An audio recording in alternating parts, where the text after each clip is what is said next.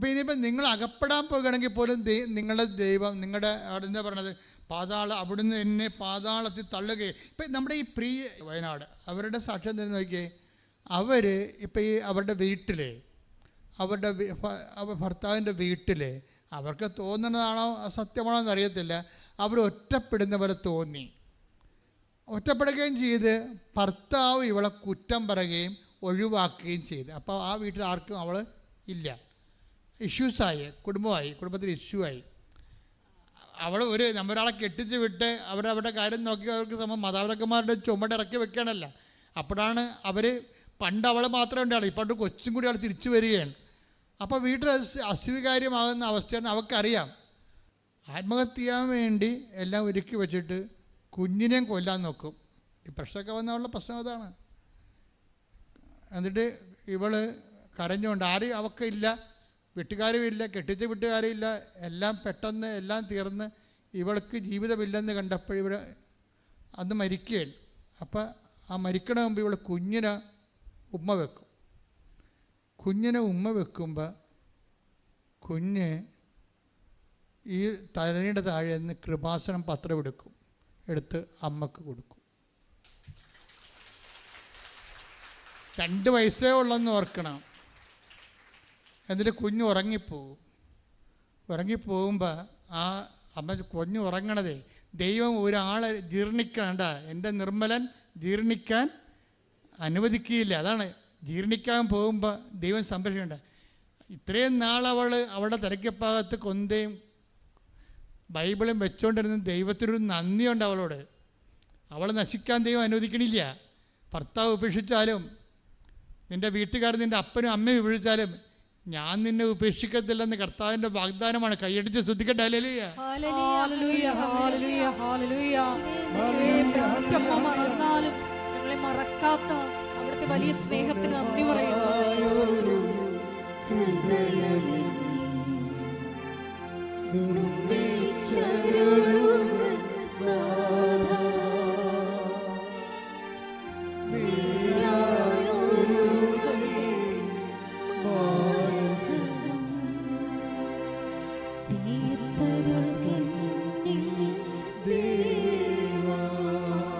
രണ്ടാമത്തെ അത്ഭുതം എന്ന് പറയണത് ഈ കുഞ്ഞ് 2 വയസ്സല്ലേ ഉള്ളൂ, കുഞ്ഞിനെ അറിയത്തില്ല. കുഞ്ഞ് അത് എടുത്ത് കൊടുത്തിട്ട് ഉറങ്ങിപ്പോവും. പക്ഷെ കുഞ്ഞിൻ്റെ കൈ അവിടെ തലയ്ക്ക് ബൈബിളിൽ അകത്ത് വെച്ചാണ് ഉറങ്ങണ കുഞ്ഞ്.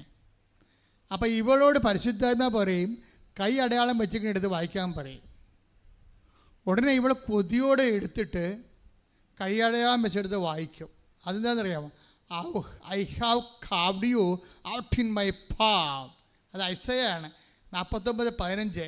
ഞാൻ നിന്നെ കണ്ടുകൊണ്ടിരിക്കണമെന്ന്. അതാണ് ഞാൻ നിന്നെ കണ്ടുകൊണ്ടിരിക്കണമെന്ന്. എന്താ അർത്ഥം? എന്താണ്? എൻ്റെ ഉള്ളം കയ്യിൽ ഞാൻ നിന്നെ കൊത്തി വെച്ചിരിക്കണം. എന്തിനാ? എനിക്കിടയ്ക്കിടയ്ക്ക് നോക്കാൻ, നീ എന്ത് ചെയ്യണം നോക്കാൻ. അതാണ് എനിക്ക് കണ്ടുകൊണ്ടിരിക്കണം. അപ്പനും നിന്നെ കാണത്തില്ല, നിൻ്റെ ഭർത്താവ് നിന്നെ കാണത്തില്ല, നിൻ്റെ ഭാര്യ നിന്നെ കാണാത്ത കാലമുണ്ടെങ്കിലും കർത്താവിൻ്റെ കണ്ണ് നിന്നെ കണ്ടുകൊണ്ടേയിരിക്കും. ശ്രുതികട ഹല്ലേലൂയ, ഹല്ലേലൂയ, ഹല്ലേലൂയ, ഹല്ലേലൂയ. ആരാധന, മഹത്വം, മഹത്വം, ആരാധന, ആരാധന. ഹല്ലേലൂയ.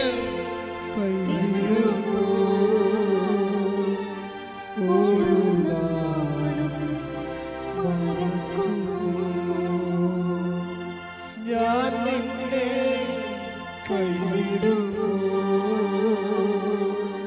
ഒരു നാളും മറക്കുന്നു. ആരും മറന്നാൽ മറക്കാത്തവൻ അന്ത്യത്തോളം കൂടെയുള്ളവൻ. ഒരുമിച്ച് പാടുക. ആരും മറന്നാൽ മറക്കാത്തവൻ അന്ത്യത്തോളം കൂടെയുള്ളവൻ. ഞാൻ നിന്നെ കൈവിടുന്നു, ഒരു നാളും മറക്കുന്നു. പരിശുദ്ധ പരമദിവ്യകാരുണ്യത്തിന് നേരവും ആരാധനയും സ്തുതിയും പുകഴ്ചയും എൻ്റെ ഉണ്ടായിരിക്കട്ടെ. മക്കളെ, ഉടമ്പടിയിലുള്ള ഈ ഉറങ്ങാത്ത ദൈവം, അതായത് ഞാൻ നിന്നെ കണ്ടുകൊണ്ട് I have carved you out in my paw, ഞാൻ നിന്നെ കണ്ടുകൊണ്ടിരിക്കാൻ എപ്പോഴും എൻ്റെ ഉള്ളം കൈയിൽ തന്നെ കൊത്തിവെച്ചിരിക്കണമെന്ന്. അതൊക്കെ ദൈവത്തിൻ്റെ പരമമായ സ്നേഹമാണ്. ആ സ്നേഹമാണ് ഈ പത്രമെടുത്ത് കൊടുക്കണത്. ആ സ്നേഹമാണ് അവൾ അടയാളം വെച്ചേക്കണ കൈ വായിക്കോള്. യെശയ്യാ 49:16. ഇതാ നിന്നെ ഞാൻ എന്റെ ഉള്ളം കയ്യിൽ രേഖപ്പെടുത്തിയിരിക്കുന്നു.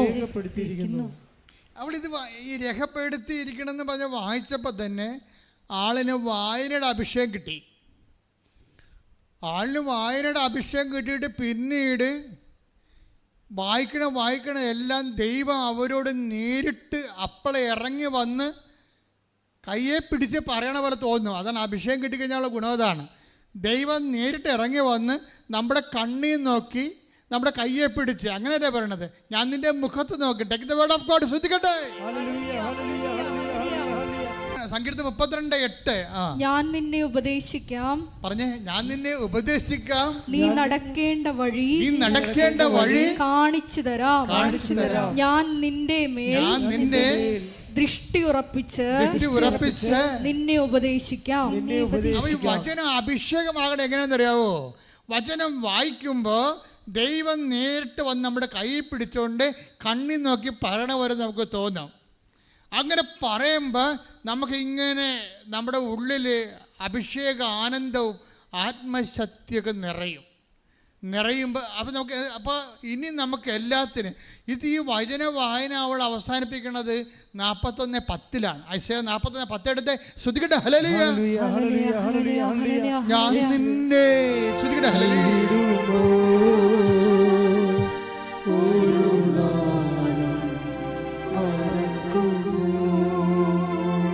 ഒരുമിച്ച് പാടുക. ഞാൻ നിന്നെ കൈവിടുന്നു, ഒരു നാളും മറക്കുന്നു. ആരും മറന്നാലും മറക്കാത്തവൻ, അന്ത്യത്തോളം കൂടെയുള്ളവൻ. ആരും മറന്നാലും മറക്കാത്തവൻ, അന്ത്യത്തോളം കൂടെയുള്ളവൻ. 41:10 ഐശയ്യാ. ഭയപ്പെടേണ്ട. പറഞ്ഞ ഭയപ്പെടേണ്ട. ഞാൻ നിന്നോട് കൂടെയുണ്ട്.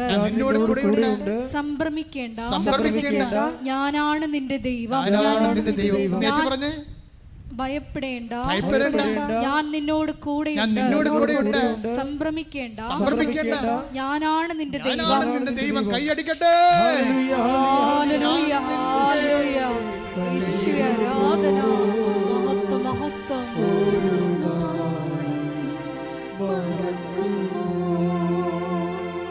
ഞാൻ നിന്നെ കൈവിടുമോ, ഒരു നാളും മറക്കുമോ. മറന്നാലും ആരും മറന്നാലും മറക്കാത്തവൻ, അന്ത്യത്തോളം കൂടെയുള്ളവൻ. ആരും മറന്നാലും മറക്കാത്തവൻ, അന്ത്യത്തോളം കൂടെയുള്ളവൻ.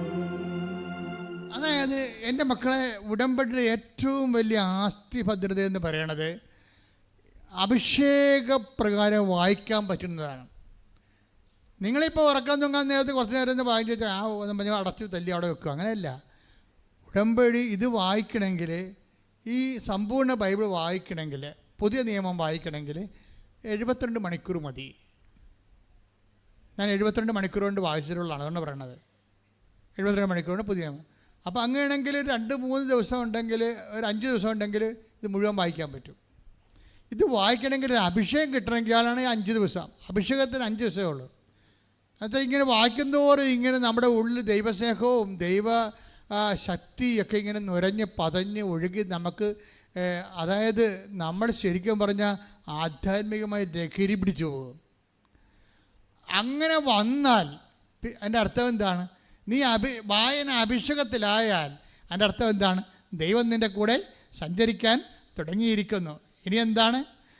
നീ നടക്കേണ്ട വഴി നിൻ്റെ മുഖത്ത് നോക്കി ഉപദേശിക്കാൻ തുടങ്ങി. ഇപ്പം ധന്യനെ ഉപദേശിച്ച് ധന്യോട് പറഞ്ഞു, കുഴപ്പമില്ല, നീ വീട്ടിൽ പോയിക്കോ. വീട്ടിൽ ചെന്നപ്പോൾ പിന്നെന്താ പ്രശ്നം? അപ്പൻ എന്ന് പറയുന്ന ആള് ഭർത്താവിനെതിരെ കേസ് കൊടുത്തിരിക്കുകയാണ്, ഇവളുടെ അപ്പൻ. പക്ഷേ ഇവൾ വീട്ടിൽ ചെന്ന് കഴിയുമ്പോൾ അപ്പനൊരു പാലത്തെക്കൂടി സ്കൂട്ടിയും തള്ളിക്കൊണ്ട് പോകുമ്പോൾ പാല ഒടിഞ്ഞ് അപ്പൻ സ്കൂട്ടിയോടുകൂടി വെള്ളത്തിൽ പോകും. പിന്നെ ആരാണ് കണ്ടു നിൽക്കുന്നവർ കട്ടിച്ച് രക്ഷപ്പെടുത്തി ആശുപത്രിയിൽ എത്തിക്കുമ്പോൾ എത്തിക്കുന്ന സമയത്ത് വേറെ സംഭവം നടക്കും.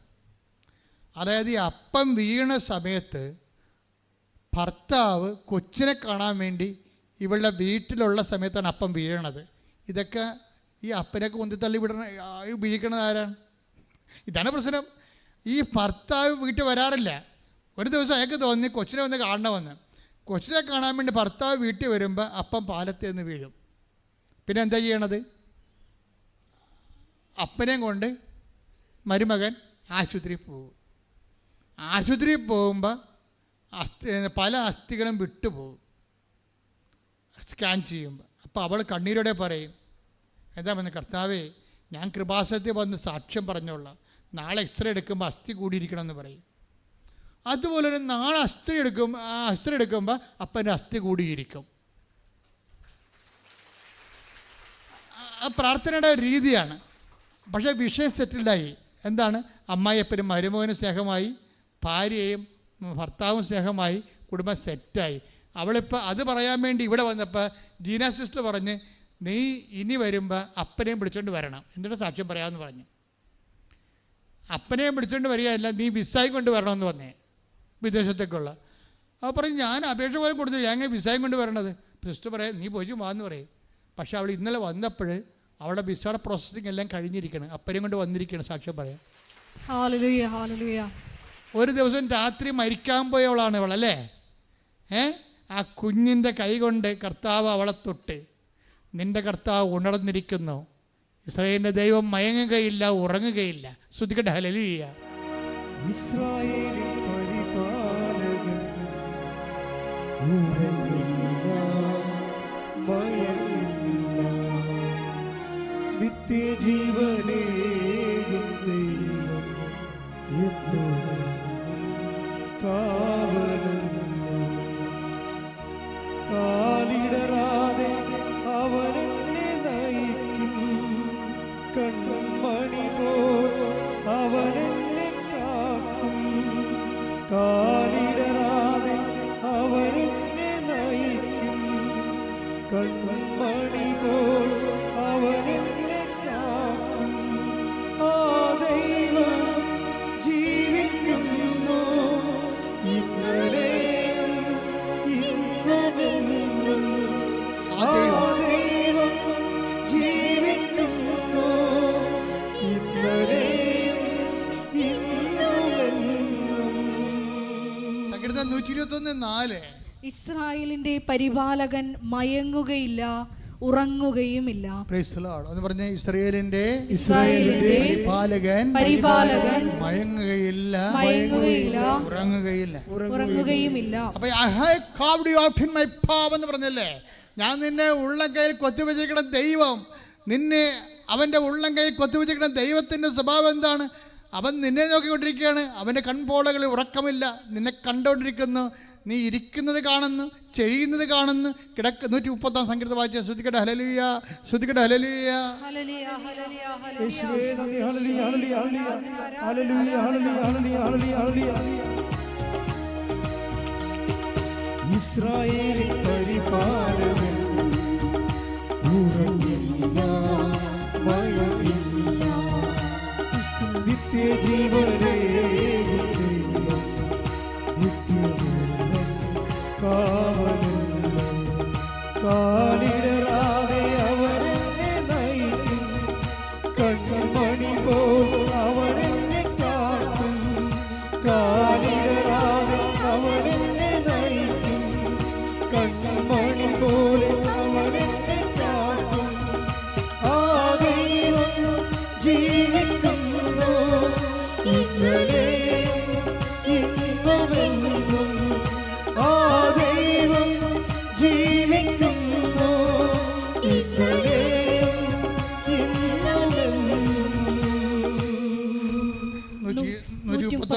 സങ്കീർത്തനം 1 പറഞ്ഞു. കർത്താവെ അവിടുന്ന് തന്നെ പരിശോധിച്ചറിഞ്ഞിരിക്കുന്നു. കർത്താവെ പറഞ്ഞേ. കർത്താവെ അവിടുന്ന് തന്നെ പരിശോധിച്ച് അറിഞ്ഞിരിക്കുന്നു. ഞാൻ ഇരിക്കുന്നതും എഴുന്നേൽക്കുന്നതും അവിടുന്ന് അറിയുന്നു. എന്റെ വിചാരങ്ങൾ അവിടുന്ന് അകലെ നിന്ന് മനസ്സിലാക്കുന്നു. അപ്പൊ ഇവിടെ ആത്മഹത്യ ചെയ്യാൻ പോയത് കാര്യമേ കർത്താവ് മനസ്സിലാക്കുന്നെന്നാണ്. ആണ് സംഭവം. ഉറക്കമില്ല. അവൻ നിന്നെ കുള്ളം കയ്യിൽ കൊത്തിവെച്ചിരിക്കുന്നു. അവൻ നീ മരിക്കാൻ പോകാൻ, നീ ജീർണിക്കാൻ, തൻ്റെ നിർമ്മലൻ അഴിഞ്ഞു പോകാൻ അനുവദിക്കത്തില്ല. കൈയടിച്ച് ശ്രദ്ധിക്കട്ടെ. ഹല്ലേലൂയ, ഹല്ലേലൂയ. യേശുവേ, നിത്യനായ പിതാവിന്റെ വലിയ സ്നേഹത്തിന്, ഞങ്ങളെ സംരക്ഷിക്കുന്ന അവിടുത്തെ സ്നേഹത്തിന് നന്ദി പറയുന്നു. ഹല്ലേലൂയ.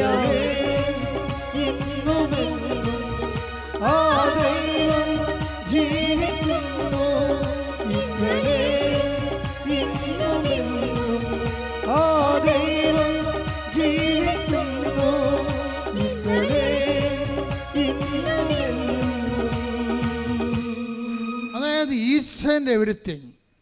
ഇപ്പോൾ ഒരു സ്റ്റോറിയുടെ അവസരം ഉണ്ടാവും. ഒരു കേസ് സ്റ്റഡി പോണ പോക്കുണ്ടാ. എങ്ങനെയാണ് ജീർണിച്ചു പോകുന്ന പാതാളത്തിൽ തള്ളുകയില്ലെന്ന് പറഞ്ഞില്ലേ? തൻ്റെ നിർമ്മലൻ അഴിഞ്ഞു പോകാൻ അനുവദിക്കത്തില്ല എന്ന് പറഞ്ഞവരെ ആ മരണത്തിൽ നിന്ന് പൊക്കിക്കൊണ്ട് വന്നിട്ട് ഉയർത്തിക്കൊണ്ടുപോണ പോക്ക് കണ്ടില്ലേ? കുടുംബത്തെ റീസെറ്റ് ചെയ്തു, ഭൗതിക ജീവിതം സെറ്റ് ചെയ്തു, ജോലി റീസെറ്റ് ചെയ്തു, കുടുംബത്തിലുള്ള മാനസിക ഐക്യം റീസെറ്റ് ചെയ്തു. ദൈവം എല്ലാം റീസെറ്റ് ചെയ്യാം. അതുകൊണ്ടാണ് ഞാൻ പറയണത്, നിങ്ങൾ ഉപ്പ് നോക്കാൻ വേണ്ടി ഉടമ്പടി എടുക്കരുതെന്ന്. ചില ആൾക്കാർക്ക് പറ്റിയിരിക്കുന്ന സംഭവം ഉടമ്പടി എടുത്തു നോക്കാം, ദൈവം പ്രവർത്തിക്കട്ടെ, എന്നിട്ട് ഞാൻ പത്രം കൊടുക്കാം. ഇങ്ങനെ കുറേ പരിപാടികളുണ്ട്. ആ ഓരോ പ്രവർത്തനം ഞാൻ രോഗികളെ പോയി കാണാം. ദൈവം ആദ്യം എൻ്റെ വിസ പ്രോസസ്സിങ് നടക്കട്ടെ, ആദ്യം എനിക്ക് അഡ്വൈസ് മെമ്മോ വരട്ടെ, എന്നിട്ട് ഞാൻ ആഘോഷമായിട്ട് കെട്ടി ഇറങ്ങാം. ഇടി പെരിച്ചാൽ നീ ഇറങ്ങിയിട്ട് ദൈവത്തെ എന്ത് കാണിക്കാനാണ്? ഒന്നും കാണിക്കാനില്ല. നിനക്കാണ് കാണിക്കാനുള്ളത്. നീ ദൈവത്തിനെ വെല്ലുവിളിക്കുകയാണ്. നിൻ്റെ അല്പവിശ്വാസം കൊണ്ടും നിൻ്റെ തരികിട വിശ്വാസം കൊണ്ടും ദൈവത്തെ നീ വെല്ലുവിളിക്കുകയാണ്. അത് നിനക്ക് പണി വരും. അല്ല, ദൈവം ആദ്യം പ്രവർത്തിക്കട്ടെ, അത് കഴിഞ്ഞിട്ട് ഞാൻ പത്രം കൊടുക്കാം. ദൈവം ആദ്യം പ്രവർത്തിക്കട്ടെ, ഞാൻ രോഗികൾക്ക് ഞാൻ ഉടമ്പടി എടുത്തപ്പോൾ തന്നെ എനിക്ക് എനിക്ക് ആലപ്പുഴ പോയപ്പോൾ തന്നെ ബസ് കാശ് കുറച്ചായി. ഇനിയിപ്പോൾ ഞാനിപ്പോൾ രോഗികൾക്ക് കയ്യിൽ നിന്ന് കാശ് കൊടുക്കണം. അപ്പോൾ ദൈവത്തെ അവൾ ചെയ്യുന്ന നക്കാപ്പിച്ച ധർമ്മപ്രവർത്തനങ്ങൾ കൊണ്ട് ദൈവത്തെ അളന്ന് നോക്കും. നീ ദൈവത്തെ അളന്ന് നോക്കിയവരാണെങ്കിൽ താങ്ങത്തില്ല കേട്ടോ, ദൈവം തിരിച്ചളന്നാൽ. അതാ പലർക്കും പറ്റിയിരിക്കണത്. ദൈവത്തെ അളന്ന് നോക്കിയാണ്. നിങ്ങൾ നക്കാപ്പിച്ച നീ എന്താ പറയണത്? ഞാൻ രോഗികളെ കണ്ടില്ലേ, ഞാൻ ഉടമ്പടി എടുത്തിട്ട് പ്രേക്ഷിത പ്രവർത്തനം ചെയ്തില്ലേ എന്ന് പറഞ്ഞുകൊണ്ട് നീ ചെയ്തിരിക്കുന്ന കുഞ്ഞു കുഞ്ഞു കാര്യങ്ങൾ നിൻ്റെ കൈ തന്നെ പൊങ്ങണ ദൈവം അനുഭവിച്ചിട്ടാണ്. അറിയാവോ എത്ര പേരാണ് എൻ്റെ അടുത്ത് വന്നെന്നറിയാവോ കൈ പൊങ്ങണില്ലെന്നും പറഞ്ഞുകൊണ്ട്. അപ്പം കൈ പൊങ്ങണുണ്ടെങ്കിൽ നീ ഹല്ലേലൂയ പറയണ്ടേ കൈ പൊക്കി? അപ്പം അതിനെ നീ നാക്ക് കൊണ്ട് സംസാരിക്കാൻ പറ്റുന്നുണ്ടെങ്കിൽ അത് തന്നെ ഏറ്റവും വലിയ അനുഗ്രഹമല്ലേ? പിന്നെ അല്ലേ നമുക്ക് വന്നിട്ട് ഓരോ മനുഷ്യരും ഉടമ്പടി എടുക്കണത് കൈ പൊങ്ങണില്ല, കാല് പൊങ്ങണില്ല, നാക്ക് പൊങ്ങണില്ല എന്നല്ലേ പറയണഞ്ഞാൽ ഉടമ്പടി എടുക്കണത്. ഇതെല്ലാം ഉള്ള നീ ഇരട്ടി പ്രാവശ്യമായിട്ട് കർത്താവിനെ സ്തുതിക്കേണ്ട ആളാണ്. പ്രാർത്ഥിക്കുക, കർത്താവായ ദൈവമേ, നല്ലപ്പം നിന്നെ സ്തുതിക്കാനും നിന്നോട് പദം പറയാതെ എനിക്ക് പ്രേക്ഷിത വേല ചെയ്യാനും ഒന്നും ആവശ്യപ്പെടാതെ അങ്ങോട്ട് സമർപ്പിച്ചുകൊണ്ട് എന്റെ സ്വന്തം ദൈവവേദലായി എന്റെ ഭൂമിയിൽ മഹത്വപ്പെടുത്തിക്കൊണ്ട് എനിക്ക് ഉടമ്പടി പൂർത്തിയാക്കാൻ എന്നെ അഭിഷേകം ചെയ്യണമേ. ശ്രദ്ധിക്കട്ടെ.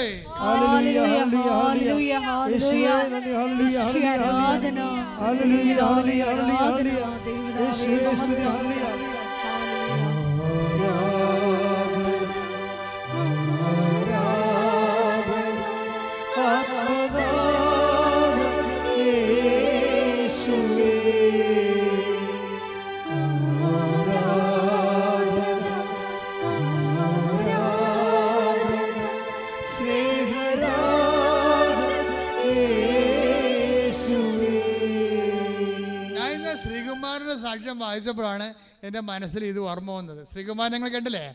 നമ്മൾ ആദ്യം സാക്ഷ്യത്തിട്ട് ശ്രീകുമാരൻ വിട്ടുപോയി. ശ്രീകുമാരൻ്റെ പ്രശ്നം എന്താണ്?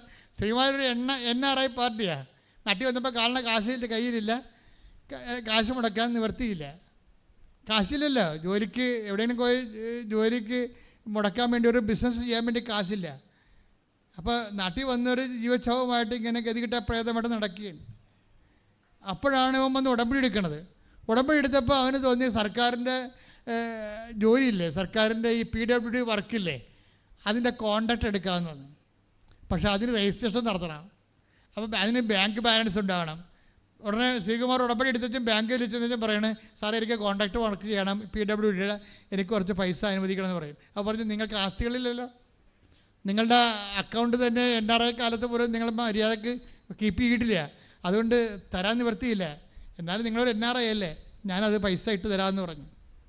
അതൊക്കെ ഒരു 50,000 ഇട്ട് കൊടുത്തു ബാങ്കുകാരൻ. 50,000 ഇട്ട് കൊടുത്തു വെച്ചും പുള്ളി പോയൊരു കോൺട്രാക്റ്റ് വർക്ക് എടുത്ത് PWD. അതെടുത്തപ്പോൾ എന്നാ പറ്റി, സർക്കാരിന് സുപ്രീം കോടതിയുടെ വിലക്ക്. കാശില്ലാത്ത സർക്കാർ സുപ്രീം കോടതി പോയിരിക്കണല്ലോ. സുപ്രീം കോടതി പോലും ചോദിച്ചില്ലേ സർക്കാരിനോട്, കാശ് എങ്ങനെയാണ് ഇങ്ങനെ കാശ് എങ്ങനെയാണ് ഇങ്ങനെ കടമായി പോയെന്ന് ചോദിച്ചില്ലേ. ഇപ്പോൾ ചോദിച്ചില്ലെങ്കിലും പൈസ ഇല്ലല്ലോ, ഇലക്ഷൻ കഴിയാതെ സർക്കാരിൻ്റെ ഈ കാശ് കിട്ടത്തില്ല. അപ്പോൾ കാശ് കിട്ടാതിരിക്കുമ്പോൾ അത് എല്ലാ PWDക്കാർക്കും അറിയാം, സർക്കാരിൽ നിന്ന് കോൺട്രാക്റ്റ് വർക്ക് ചെയ്ത എല്ലാവർക്കും അറിയാം, പൈസ ഇല്ല. അപ്പം പക്ഷേ ശ്രീകുമാരെ സംബന്ധിച്ചിടത്തോളം ഈ പൈസ കിട്ടാതെ, ചെയ്ത വർക്കിൻ്റെ പൈസ കിട്ടാതെ ഇനി മുന്നോട്ട് പോകാൻ പറ്റത്തില്ല. ശ്രീകുമാർ അമ്മയോട് വന്നത്, അമ്മേ സർക്കാരിൻ്റെ കയ്യിലായ കാശ്, സർക്കാരാണെങ്കിൽ ബാങ്ക്രപ്റ്റാണ്, ട്രഷറി ബാനായിട്ട് ഇരിക്കുകയാണ് എന്ന് പറഞ്ഞു. അപ്പോൾ അമ്മ പറയും, നിനക്ക് മാത്രം തരാൻ വേണ്ടി ഞാൻ പറഞ്ഞിട്ടുണ്ടെന്ന് പറഞ്ഞു. അതെന്താ പറയണത്, ശ്രീകുമാറിന് മാത്രം ബില്ല് പാസ്സായി, വേറെ ആർക്കും ബില്ല് പാസ്സായിട്ടില്ല. ഈ കാര്യം അതാണ് ഉടമ്പടി എന്ന് പറയണത്. ശ്രീകുമാറിന് മാത്രം ബില്ല് പാസ്സായി. ഞാനത് കേട്ടപ്പോൾ എൻ്റെ മനസ്സിൽ തോന്നിയത് വല്ലാത്ത സംഭവമായി പോയില്ലാന്ന്. അവൻ്റെ എത്രയോ എനിക്കറിയാം, കാര്യം എൻ്റെ അടുത്ത് എല്ലാ PWDക്കാരും വരണതല്ലേ. അപ്പോൾ ഇവനെന്ന് പറഞ്ഞത് ഞങ്ങളുടെ ഉടമ്പടി ചെയ്തിരിക്കുകയാണ്. അതാണ് ഈ ഉടമ്പടി ചെയ്യുമ്പോഴും ശ്രദ്ധിക്കണം. അതായത് അച്ഛനെ കണ്ട് അങ്ങനെയല്ല, ഇതൊക്കെ എന്ന് പറയുന്നത് അറ്റ കൈയാണ്. ദൈവത്തിൻ്റെ അടുത്താണ് നമ്മൾ, മാതാവിൻ്റെ അടുത്ത് വരുമ്പോൾ ദൈവം ഏൽപ്പിച്ച ആളിൻ്റെ അടുത്ത് നിൻ്റെ ഓഹരി ദൈവത്തോട് ചോദിക്കുമ്പോൾ ദൈവം നിന്നോട് എന്താ പറയണത്, അത് അമ്മയെ ഏൽപ്പിച്ചിട്ടെന്ന് പറയും.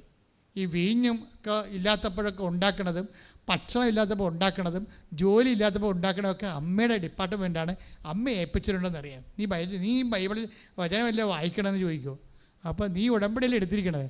അപ്പോൾ ശ്രീകുമാർ വന്ന് അമ്മയോട് പറയും, എൻ്റെ ബില്ല് പാസ്സായില്ലേ, ആർക്കും പാസ്സായിട്ടില്ല, പക്ഷേ എന്ന് പറഞ്ഞിട്ട് എന്ത് ചെയ്യും, എൻ്റെ കടക്കാർ എനിക്ക് മുന്നോട്ട് പോകാൻ പറ്റണില്ലെന്ന് പറയുമ്പോൾ അവൻ്റെ ബില്ല് അങ്ങോട്ട് പാസ്സാക്കി കൊടുക്കും. നമ്മളെന്ന പ്രശ്നത്തിൽ നമ്മൾ ഉടമ്പടി എടുക്കുമ്പോൾ തന്നെ ഓർക്കുക, ഇതുപോലെ ശ്രീകുമാരന്മാരൊക്കെ നമ്മുടെ കൂടെ ഉണ്ടെങ്കിൽ അവന്മാരെ അനുഗ്രഹം അടിച്ചു മാറ്റും. എന്താ കാര്യം വെച്ച് കഴിഞ്ഞാൽ അവരത് അതിൻ്റെ കുറിഞ്ഞിക്കാണ് തീ കൊടുക്കണത്. അവർക്ക് കമ്മ്യൂണിക്കേഷൻ ഉണ്ട് ദൈവമായിട്ട്. ഇവിടെ നീ ക്രിസ്ത്യാനിയാണോ അല്ലെങ്കിൽ ക്രിസ്ത്യാനി അല്ലേ എന്നല്ല പ്രശ്നം, ഉടമ്പടി നീ എന്താ ഇൻവെസ്റ്റ് ചെയ്തിരിക്കണമെന്നാണ് പ്രശ്നം. ദൈവം സത്യസന്ധനായതുകൊണ്ട് ദൈവം ജാതി മതം നോക്കത്തില്ല. അവന് വിശ്വാസമുണ്ടോ, ദൈവസ്നേഹമുണ്ടോ, അവൻ്റെ ഉടമ്പടി ഓക്കെ ആണോ എന്ന് നോക്കും. അപ്പോൾ അവിടെ അങ്ങോട്ട് ശരിയിട്ട് കൊടുക്കും. അതെല്ലാവരും മനസ്സിലാക്കണം. അതായത് ഉടമ്പടി ചെയ്യുമ്പോൾ സത്യസന്ധമായിരിക്കണം, കറക്റ്റായിരിക്കണം. പ്രാർത്ഥന പോലും ഒരു സ്നേഹത്തിൻ്റെ ബേസിലായിരിക്കണം പ്രാർത്ഥിക്കേണ്ടത്. ഒരു സ്നേഹത്തിൻ്റെ ബേസിലേ ദൈവത്തിൻ്റെ മുമ്പിൽ വരുമ്പോൾ അപ്പം നമുക്കത് മനസ്സിലാകും. പ്രാർത്ഥന കഴിയുമ്പോൾ നിനക്ക് മനസ്സിലാക്കണം ദൈവം സ്നേഹമാണെന്ന്.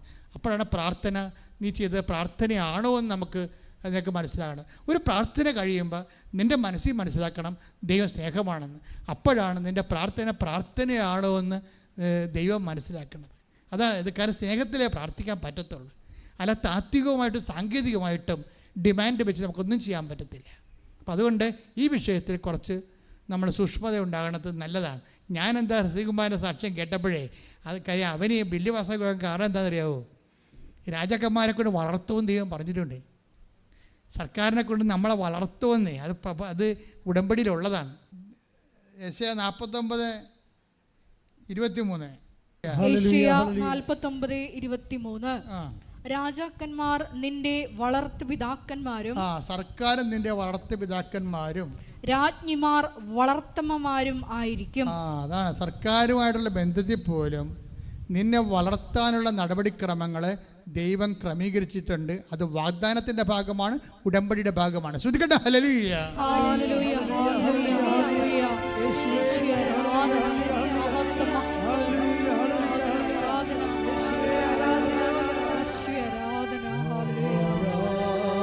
എല്ലാവരും എഴുന്നേൽക്കുക.